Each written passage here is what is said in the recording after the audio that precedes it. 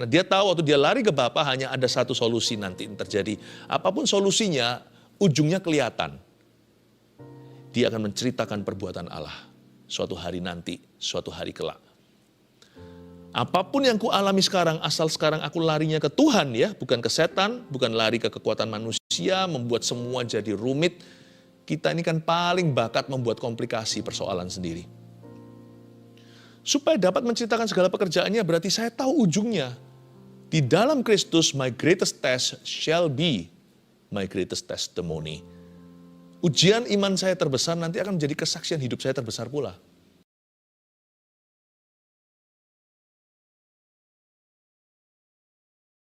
Tuhan sudah sediakan, Yehova Jireh sudah menyediakan jalan keluarnya.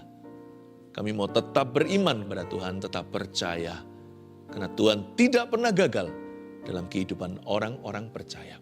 Sampaikan sabdamu, beritakan kabar baikmu Tuhan. Pakailah hambamu, sembunyikan di balik salibmu. Di dalam nama Yesus Putra Allah, jalan kebenaran dan hidup ini, kami berdoa. Amin. Amin. Tetap optimis ya, sebab tidak ada jalan buntu dalam Yesus Kristus. Hari ini pesan gembala, pesan dari Tuhan adalah tentang jalan keluar permasalahan. Saya beri judul begini, setiap masalah pasti ada solusinya. Betul, judul ini sendiri bisa menjadi rema. Setiap masalah pasti ada solusinya. Buka Mazmur 73, ayat 21 sampai ayat 28, saya bacakan dulu.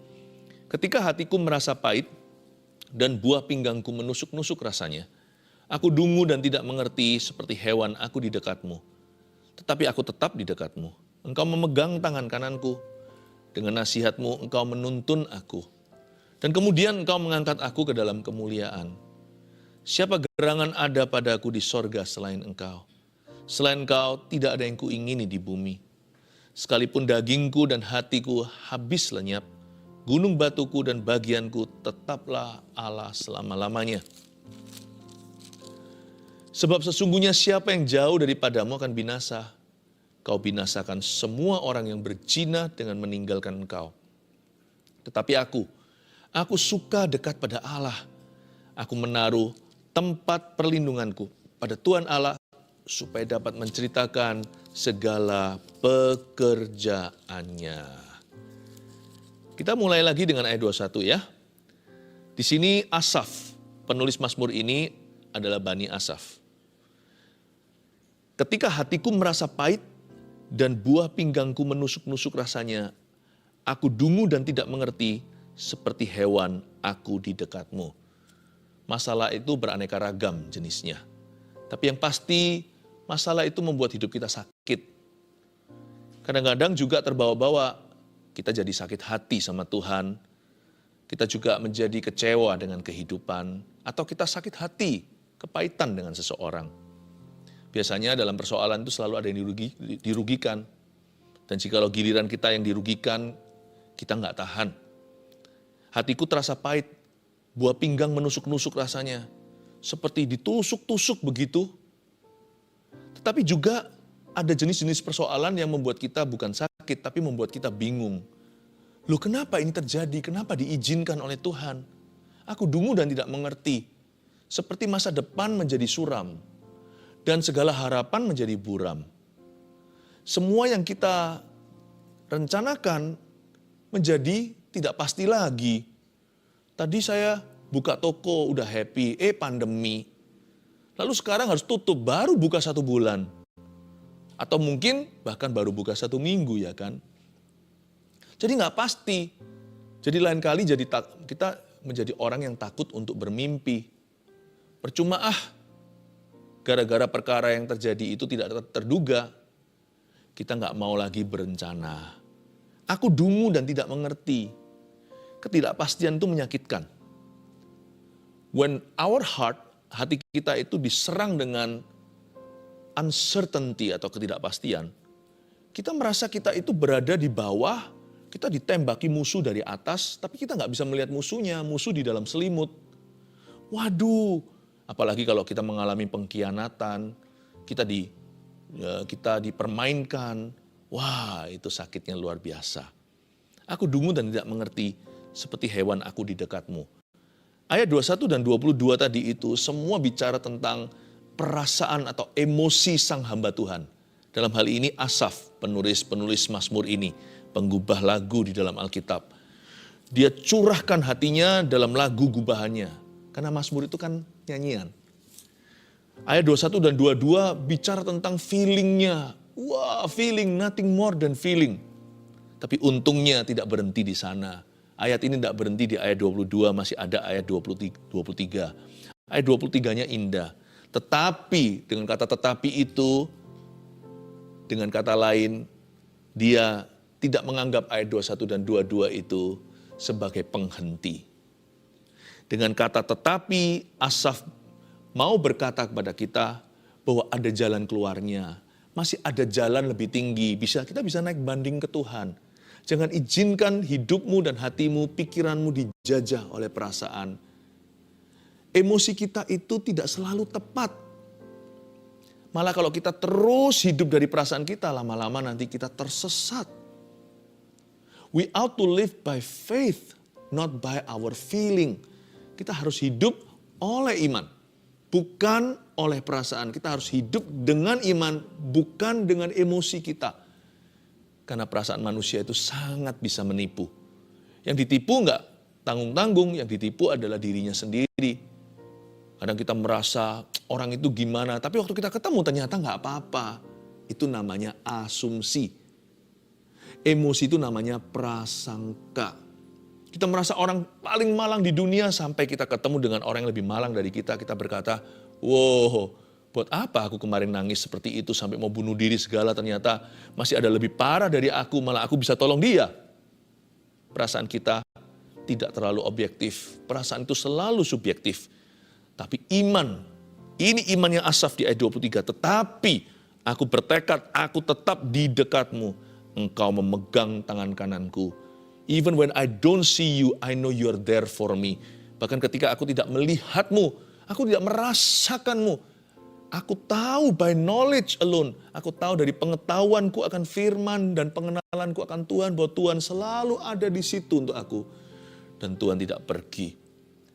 Hanya karena seolah dia diam, bukan berarti dia tidak peduli. Tetapi aku akan tetap di dekatmu. Itu keputusan hati. Peduli amat emosi. A decision is a decision. Keputusan adalah sebuah keputusan. Aku memutuskan untuk tetap dekat Tuhan. Hanya dekat Allah saja aku tenang. Daripadanya lah keselamatanku, sebab dialah gunung batuku. Tetapi aku tetap di dekatmu. Engkau memegang tangan kananku. Setiap kali kita dengar kalimat seperti ini di Alkitab, engkau memegang tangan kananku, itu berarti Tuhan akan memberi kemenangan. Berarti akan ada solusi. Tapi untungnya Asaf tidak bergantung emosi. Makanya nantinya dia lihat solusi. Ayat 24 dulu ya. Dimulai dengan ini solusinya, dengan nasihatmu engkau menuntun aku. Isn't that wonderful? Dengan nasihat Tuhan, Tuhan menuntun kita. Tuhan gak menuntun kita itu dengan cara ngeroh tak jelas. Tuhan itu nasihat Tuhan itu sangat mendarat. Very grounded. Berarti nasihat Tuhan itu gak jauh loh. Dan nasihat Tuhan tidak harus mahal. Malah seringkali solusi hidup kita yang pertama itu biasanya Tuhan berikan cuma-cuma.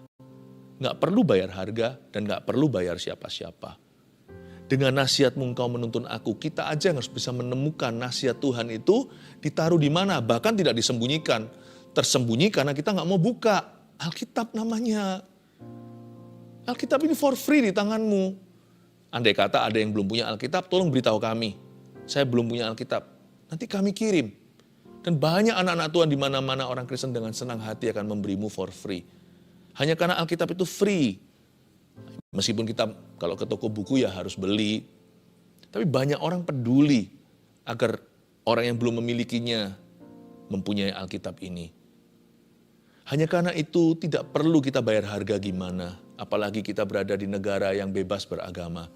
Wah, hanya karena itu tidak perlu kita bayar sesuatu, bukan berarti itu murahan.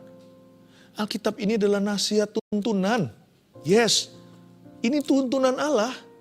Ini pelita harapan kita, pelita bagi kaki, terang bagi jalan. Dengan nasihat-Mu Engkau menuntun aku. Tapi nasihat bukan hanya ditemukan dalam Alkitab.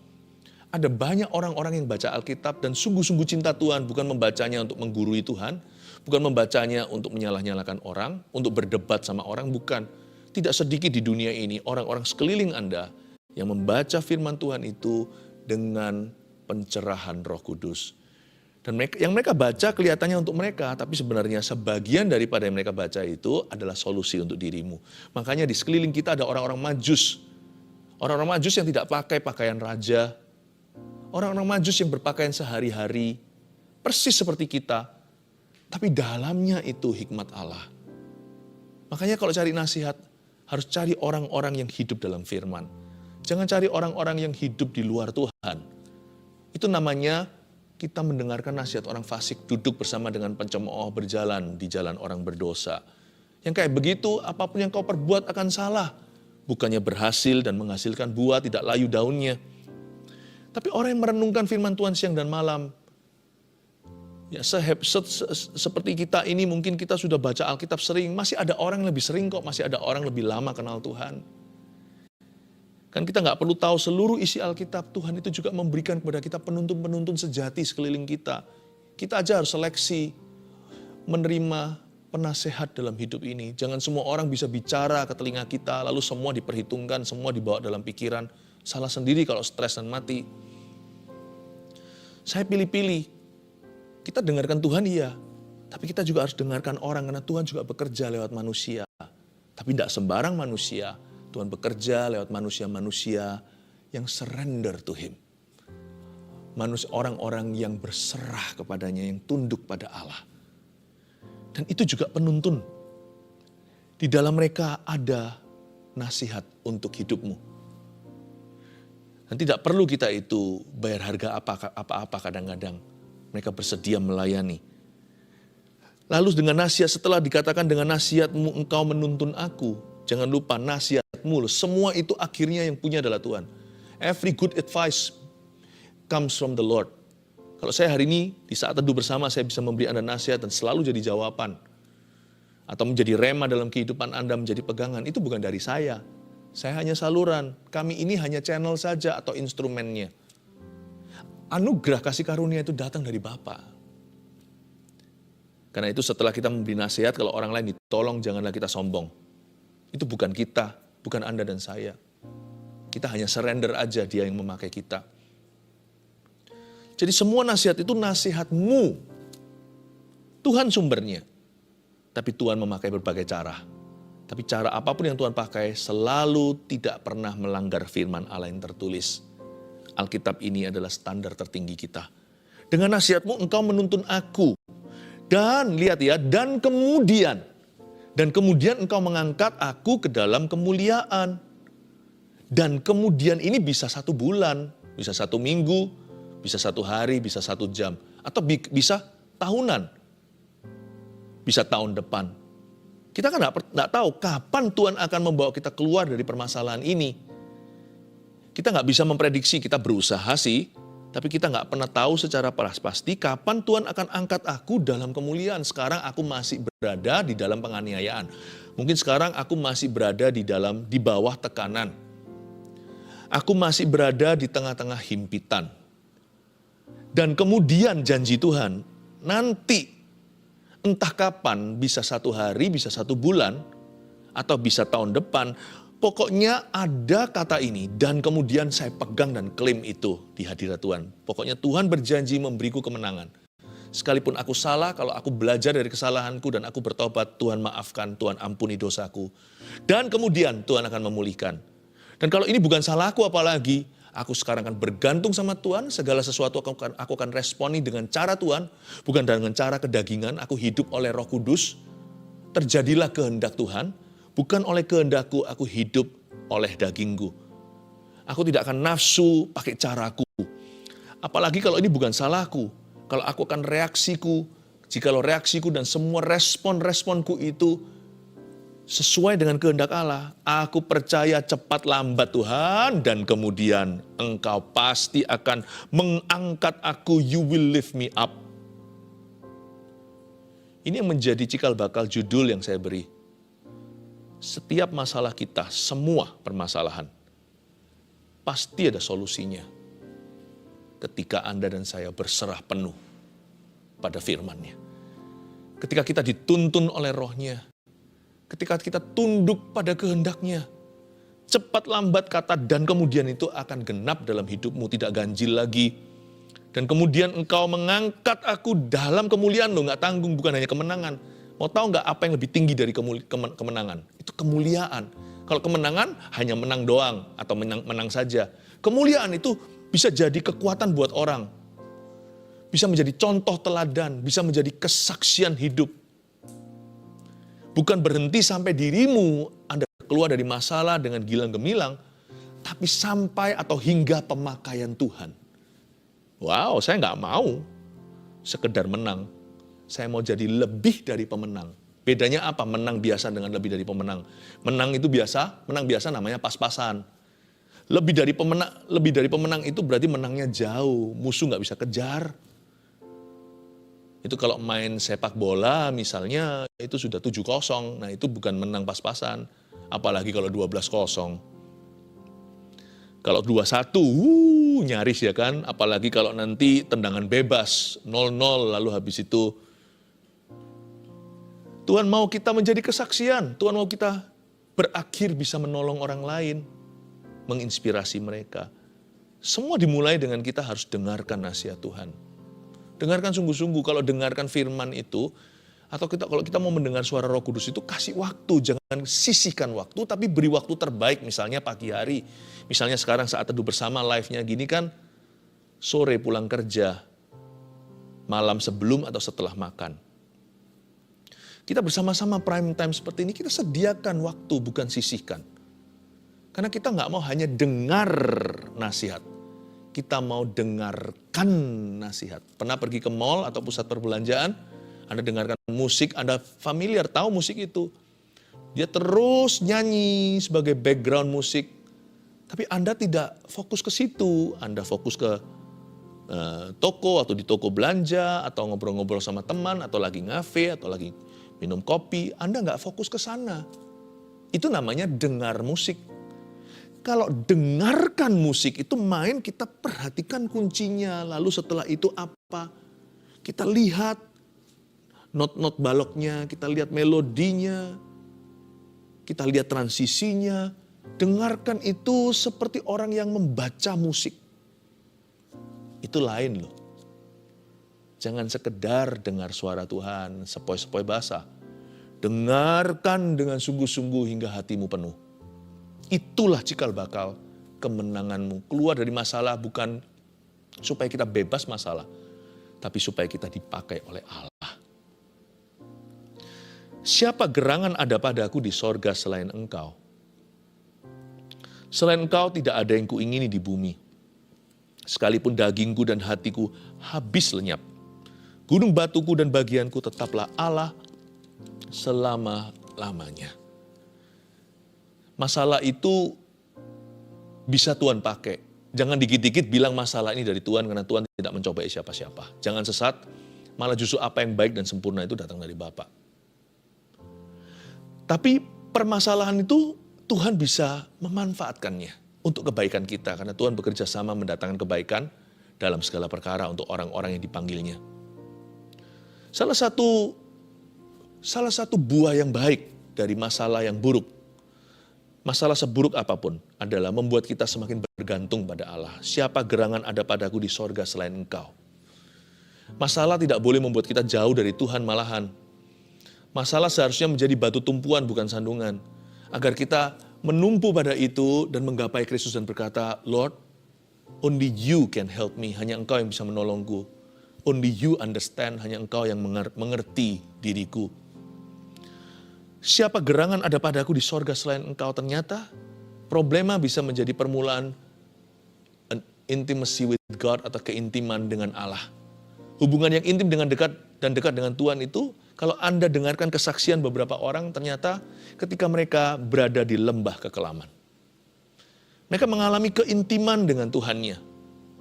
Dan masalah juga bisa mengedit kita. Merevisi kembali selama ini apa yang menjadi prioritas kita ternyata kurang tepat alias salah. Kita terlalu kejar materi. Tapi ternyata waktu kita sakit sekali, uang tidak bisa beli, kita akhirnya merombak semua definisi bahagia. Ternyata bahagia itu ujungnya murah. Orang-orang yang ada sekeliling kita itu loh, nggak perlu gimana, nggak perlu mewah. Ketika kita kehilangan orang yang kita cintai, akhirnya kita mengerti bahwa hidup itu begitu fragile, begitu rapuh. Kita nggak perlu beli sesuatu supaya kita itu merasa puas batinnya. Ternyata yang memuaskan batin kita itu is a who, bukan a what, bukan apa, tetapi siapa. Orang-orang yang Tuhan berikan di dalam kehidupan kita. Coba kalau kita pikirkan, renungkan baik-baik, masalah itu juga bisa bukan hanya mengedit prioritas kita, tapi juga bisa mengubah tujuan kita. Dari yang salah, dari yang egois menjadi seperti yang Tuhan kehendaki. Selain kau, tiada yang lain, tiada yang kuingini di bumi. Hanya kau yang ada padaku di sorga. Indah ya? Membuat kita jadi bergantung pada Allah. Saya nggak ngerti, kalau hidup tanpa masalah kita masih bisa setia nggak ya? Aneh ya, banyak orang nggak setia gara-gara masalah. Salah mestinya. Harusnya pakai masalah sebagai kulkas yang pas. Kulkas itu dikasih daging, kasih minuman, kasih apapun juga yang nggak busuk, supaya nggak busuk didinginkan. Malah justru ketika kita masalah, kok busuk hatinya? Salah. Jadikan kulkas yang pas. Kalau kita dalam permasalahan, pakai masalah kita untuk pegang tangan Tuhan. Dan untuk berkata pada dia, peganglah tanganku Roh Kudusku, tidak berani jalan sendiri tanpa engkau. Tapi orang kalau dalam masalah malah berdosa. Nah itulah fatalnya. Coba kalau kita lihat di ayat 27 kan begitu. Sebab sesungguhnya siapa yang jauh daripadamu akan binasa. Kau binasakan semua orang yang berjinah dengan meninggalkan engkau. Ayat 27 ini bukan asal berjinah, bukan asal meninggalkan Tuhan. Konteksnya, tolong perhatikan, tidak keluar dari konteks semula, yaitu hatiku pahit, buah pinggangku menusuk-nusuk, aku dungu, aku nggak mengerti, seperti hewan aku di dekatmu. Pada saat kita lagi begitu, jangan malahan jauh daripada hadirat Allah. Doa itu bukan supaya kita feel good, doa itu juga agar kita itu sedia payung sebelum hujan. Doa itu juga dalam konteksnya Yesus di Getsemani dengan murid-muridnya, kamu doa dulu, doa gitu. Tidak bisakah kamu doa 1 jam? Supaya kamu jangan jatuh dalam pencobaan. Doa itu juga mempersiapkan kita untuk masa-masa sulit di depan atau segala tantangan. Kok malah justru ketika kita itu dirudung masalah, ketika kita mengalami problema, malah justru mundur dari Tuhan dan mengalami kematian kerohanian. Kau binasakan semua orang yang berjinah dengan meninggalkan engkau. Dengan kata lain, Tuhan gak suka kita gitu. Kalau setia sama Tuhan tuh segala musim. Jangan sama Tuhan tuh cuma mau suka, tapi juga duka. Dalam suka dan duka. Kita ini tubuh Kristus. Udah kawin sama Kristus. Kita ini mempelai wanita, Kristus mempelai pria. Udah ada pernikahan anak domba. Ikut Tuhan tuh gak boleh setengah, gak boleh pas-pasan, gak boleh tanggung.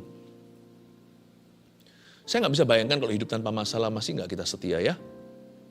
Jadi masalah itu tidak perlu diundang dan terus terang saya juga nggak senang. Tapi kalau datang, saya akan berjabat tangan dan berkata, I'm gonna use you. Aku akan memakaimu untuk menggapai Tuhanku. Tuhan itu baik. Saya bisa merasakan waktu saya nyampaikan firman ini, ada kasih Tuhan mengalir dalam kehidupan Anda yang mendengarkan. Tuhan itu baik. Ayat 28. Tetapi aku, sekali lagi Asaf menutup Mamsal ini dengan ayat demikian, aku suka dekat pada Allah. Jangan hanya sekedar cinta atau mengasihi Tuhan. Kita harus suka sama Tuhan.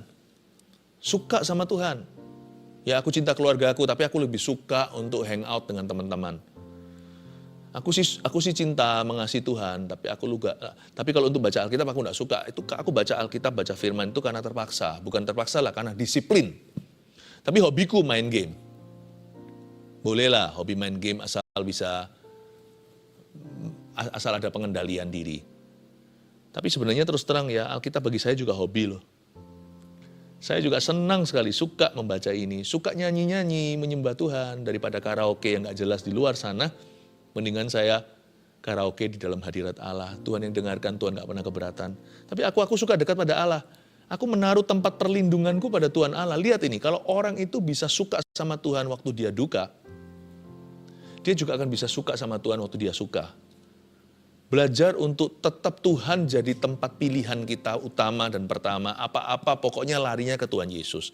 Anda bisa lihat ya, anak kecil itu kalau suka sama mamanya, dia takut, dia lari ke mamanya. Kalau sakit dia bilang, mama, masih kecil kan? Kalau kita suka sama satu orang, suka duka orang itu yang kita cari. Makanya pemazmur berkata gini, aku suka dekat pada Allah, makanya aku menaruh tempat perlindunganku pada Tuhan Allah. Waktu masalah baru mengetuk pintu, aku buka, halo, masalah menyapa saya, dan saya langsung lari kepada Bapa. Bukan lari dari masalah, lari kepada, bukan dari. Masalah jangan dilariin. Lari kepada Bapa. Aku menaruh tempat perlindunganku pada Tuhan Allah, supaya dapat menceritakan segala pekerjaannya. Karena dia tahu waktu dia lari ke Bapa hanya ada satu solusi nanti terjadi. Apapun solusinya, ujungnya kelihatan. Dia akan menceritakan perbuatan Allah suatu hari nanti, suatu hari kelak. Apapun yang ku alami sekarang, asal sekarang aku larinya ke Tuhan ya, bukan ke setan, bukan lari ke kekuatan manusia, membuat semua jadi rumit. Kita ini kan paling bakat membuat komplikasi persoalan sendiri. Supaya dapat menceritakan segala pekerjaannya, berarti saya tahu ujungnya. Di dalam Kristus, my greatest test shall be my greatest testimony. Ujian iman saya terbesar nanti akan menjadi kesaksian hidup saya terbesar pula. Jadi kalau kasih ujian kecil ya sudah siap-siap untuk menjadi kesaksian kecil nanti. Ujian besar ya jadi kesaksian besar. Besar kecil serahkan ke Tuhan. Supaya dapat menceritakan segala pekerjaannya kepada generasi berikutnya atau kepada orang berikutnya yang nanti Anda tolong lewat kesaksian hidupmu. Saya kasih review, summary, kesimpulan dari yang kita pelajari. Setiap masalah pasti ada solusinya. Yang pertama, jangan ikuti perasaan hati atau emosi jika mau lihat solusi. Karena kita itu dipanggil untuk hidup dari iman, bukan hidup dari perasaan. Hidup oleh kebenaran, bukan oleh pemikiranmu sendiri atau hikmat manusia. Percayalah kepada Tuhan dan jangan bersandar pada pengertianmu sendiri. I live by faith and by the truth of God. Saya hidup dengan iman, saya hidup oleh iman dan oleh firman Tuhan. Manusia hidup bukan dari roti saja, apalagi dari perasaannya, tapi dari setiap firman yang keluar dari mulut Allah. Nah, ayat yang pertama ini tadi yang kita sudah tuliskan, juga di dalamnya tercakup sebuah hikmat begini, kalau lagi emosi ya, jangan buat keputusan. Biasanya orang kalau lagi emosional, decision atau keputusannya itu biasanya buruk. Jangan membuat keputusan yang berdampak panjang atas kondisi keadaan yang sementara sekarang. Jangan sampai kita itu membuat keputusan yang long term. Ya, keputusan yang sampai nanti akan terus mempengaruhi hidup kita. Tapi keputusan itu dibuat secara emosional ketika kita terpengaruh oleh keadaan yang sementara ini. Hati-hati kalau lagi emosi. Jangan cepat-cepat mencetuskan sesuatu. Lebih baik diam. Waktu kita emosional, silence could be golden. Diam itu mungkin emas. Jangan ikuti perasaan hati. Karena perasaan kita itu tidak objektif. Apalagi emosi, jika mau lihat solusi. Yang penting pokoknya ini dulu jangan. Solusinya di poin kedua. Setelah kita buang semua lalang, siap-siap terima gandumnya. Yang kedua, dengarkan suara Roh Kudus dalam firman dan nasihat orang benar. Ikuti instruksi yang sifatnya rumit, dan ikuti instruksi yang sifatnya sederhana. Misalkan Anda mengalami masalah rumit nih, lalu bicara dengan seorang teman. Mungkin dia adalah teman CG atau teman kelompok sel kita. Atau Anda ngomong gitu, Anda kecewa. Orang ini nggak bisa memberi solusi yang praktis. Dia hanya berkata bersyukur aja. Bersyukur. Tapi kalau Anda lihat hidupnya orang itu bukannya nggak punya masalah. Orang itu hidupnya setia. Jangan remehkan loh, jangan berkata, ini bagusnya apa untuk aku? Yang aku butuhkan sekarang itu money. Mungkin gitu ya, masalahnya keuangan. Aku ini harus bayar besok lusa. Kok disuruh bersyukur saja? Meskipun itu bukan solusi praktisnya. Tapi ada nasihat yang, itu ada sebuah nasihat yang benar. Dan kedengarannya terlalu sederhana Tetap lakukan, karena itu adalah clue pertama sebelum nanti akan Tuhan bukakan clue selanjutnya. Clue selanjutnya mungkin bukan orang CG, akan terjadi di marketplace atau di tempat kerja Anda. Setelah Anda bersyukur, wajah Anda ceria, tiba-tiba entah gimana Anda terkonek dengan seseorang, ada yang sangat suka dengan kepribadian Anda. Lalu terjalin hubungan dan akhirnya berkata, sudah aku akuisisi aja. Saya aja yang bantu kamu kerja untuk aku. Toh aku ini punya modal, gak ada orang yang bisa aku percaya. Keluarga aku sendiri pun